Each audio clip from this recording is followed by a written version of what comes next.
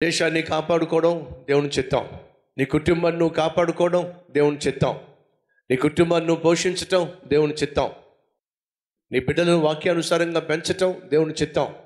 నీ కుటుంబం చుట్టూ కంచె వేసుకోవడం, ప్రార్థన కంచె వేయటం దేవుని చిత్తం. నీ కుటుంబ క్షేమం కోసం అవసరమైతే కన్నీటితో ప్రార్థన చేయటం దేవుని చిత్తం.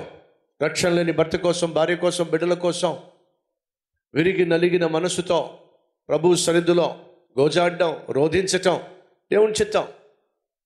మరి దేవుని చిత్తం ఏమిటో తెలిసి ఉండి కూడా, నీ బాధ్యత ఏమిటో ఎరిగి ఉండి కూడా ఆ బాధ్యత నువ్వు పట్టించుకోకపోవడం ప్రమాదకరము అనే వాస్తవాన్ని మర్చిపోకండి. దావీదు ఘోరమైన పాపంలో పడిపోవడానికి ప్రధాన కారణం ఏమిటంటే తన బాధ్యతను నిర్లక్ష్యం చేయటం. తను ఎక్కడుండాలో అక్కడ లేడు, ఏం చేయాలో అది చేయటం లేదు, ఎక్కడ ఉండకూడదో అక్కడ ఉన్నాడు, ఏం చేయకూడదో అది చేస్తున్నాడు.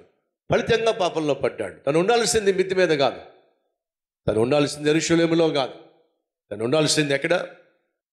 యుద్ధ భూమిలో ఉండాలి.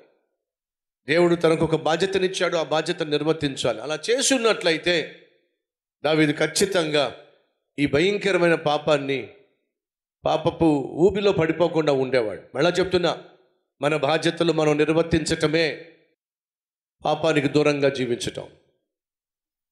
దేవుని చిత్తము చేయటమే పాపానికి దూరంగా జీవించటం.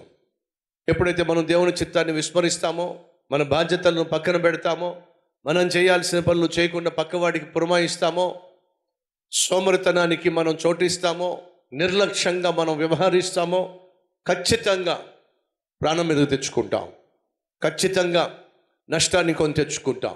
దావీదు జీవితంలో అదే జరిగింది. దేవుడు నీకంటూ ఒక బాధ్యతనిచ్చినప్పుడు ఆ బాధ్యత నిర్వర్తిస్తేనే దేవుడు నిన్ను దీవిస్తాడు.